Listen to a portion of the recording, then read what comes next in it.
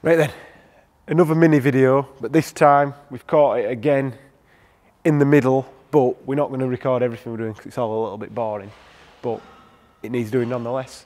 So since the downpipe were fitted and we did the video showing you how noisy the exhaust were and the clutch and everything and the quaif diff, it's done 2 track days and it's been absolutely faultless, no problems. Love this car, drives really, really nice. The extra camber on the back has helped as well, but then when we put, if you remember on the last one, the brand new tyres were on there and they were just catching the rear arches a little bit, so you can see we've worn them away a bit. So that was the difference from having brand new tyres to from the old ones that had come from the front to the back. So that were catching on obviously the outer edge, but not caused any problems. These tyres from the rear are still mint, they just want a bit of cleaning up and they should be absolutely fine. So they'll go probably, might get 2 or 3 times swapping the front tyres out of the rear. So we'll leave them on the rear, leave them as they are. Might put a bit more camber on and see. But then the fronts, if you remember I said we'd flipped them around inside out, and if you look at the wear, the outside edge is still gone a little bit, but we're not rolling over as much on them anyway. Inside completely gone because that used to be on the outside and it's wore it even more, but then it's worn it really, really uneven. It's like the tread's been pushing this way, which it's not designed to be sort of scrubbed in that direction, so not unexpected.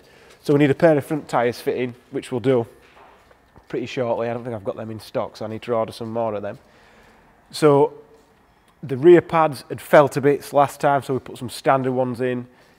The new ones, have you got one of the old ones again that's come out?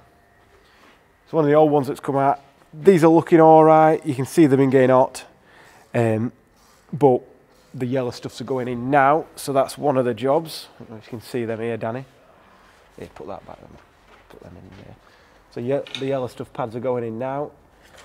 And one of the other jobs is, because we're still rolling over a bit more than I wanted to, these are the rear springs, and these are 55 Newton meter springs, which is not enough. So we're just going on what we've got.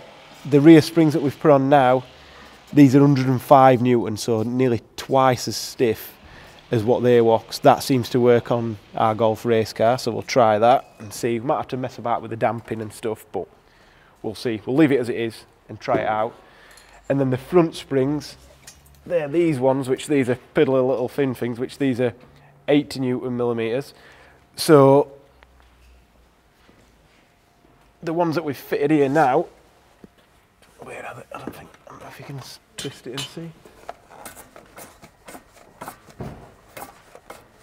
There, they're hundreds, so only 20 more.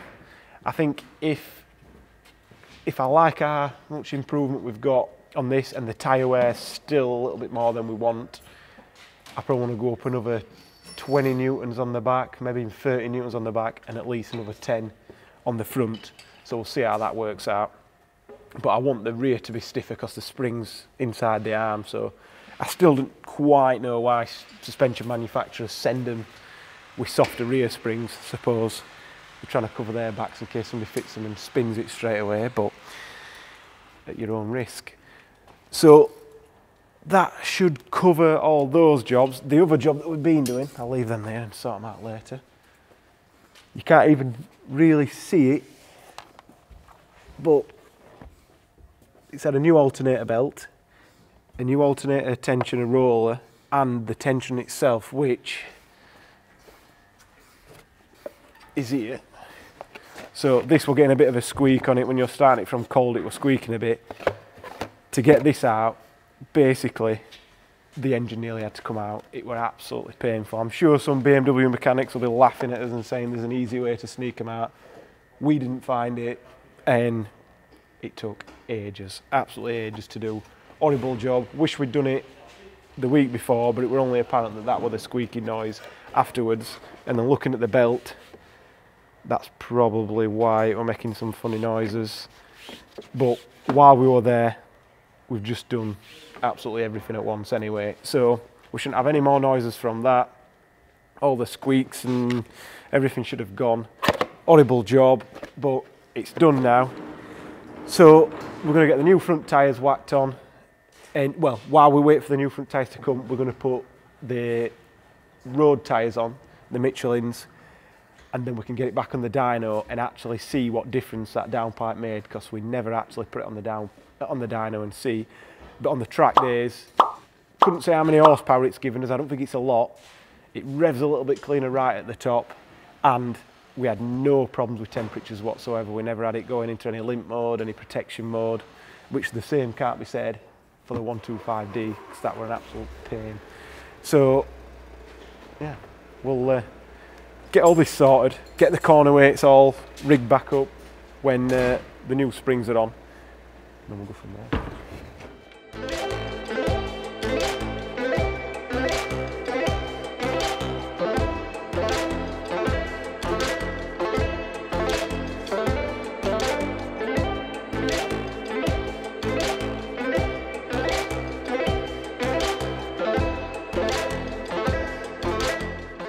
So, finally got a chance to get the Mini back on the dyno after the DPF's been done with the correct tyres on, because that does make a decent difference anyway.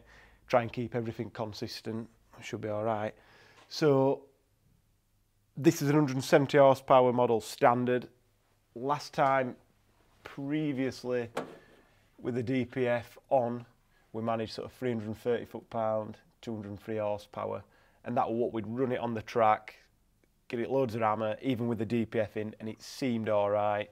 Never noticed any temperature corrections or back pressure compensations like the 125D has, but it was getting hot, so we wanted to get rid of that. So this 170 horsepower and 300 foot-pounds, that's totally standard with the delete, so we run that this morning and that's what we got, so it's about where it should be. As we always say, DPFs make very little difference when they're working fine on standard cars. So then this, well, the difference on the pretty much the same tune, it's not the same because I've to turn the DPF off, but just taking the DPF out made a decent lump of difference in the torque, which I wouldn't expect. But right at the top, we're still sort of dropping off a bit, but this could be dropping off rolls a little bit or whatever. But you see, decent difference, 10 or 12 horsepower difference in peak. And then at the top, this is sort of strangled by our torque limiter that was pulling down, which now the DPF's gone, it'll be there to protect the turbo more than anything, because that is quite a small turbo. But then we just extended it a little bit.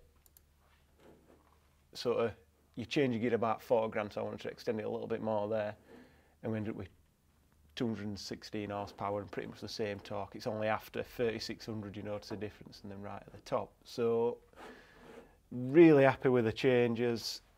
Just for the sake of taking the DPF off, made a big difference. Not sure we'd expect the big gains on everybody's cars. I think maybe the removal, this DPF will probably not the best, much done a few miles and a few track days. So yeah, made a big difference. I think customer cars, maybe we're sort of aiming for these to be 350, 210 horse, 350 foot-pound, 210 horsepower. That's a nice number, because we do know the injectors in these are not as good as like the 320Ds and stuff like that, that get probably 220, 230 horsepower using this turbo, but you get all that in a nice lump. So not what we need for a track car anyway. We need it. I'd like to have more power here, which the next step for this car, power-wise, we can't really do much with a standard turbo. So I think we're going to probably come up with a turbo kit for him, but it might end up being a bottom-mounted kit rather than top-mount, because there's not a lot of room at the top, but loads of room at the bottom. So the next time this gets any hardware, power-wise, it'll probably be that. I'm not sure what else is left to do on the jobs list. We've not got a ton of work to do. Basically, put some new tyres on it and enjoy it on the track. So all the products on this car are listed on the website. If you click in the description, there's a link to the spec list, and everything that we've got on there is listed. So if you want to make your car like this one, pretty simple. And I think out of all the cars I drive, I have a lot of fun in this on the track and on the road. So really good buy. So Cheers.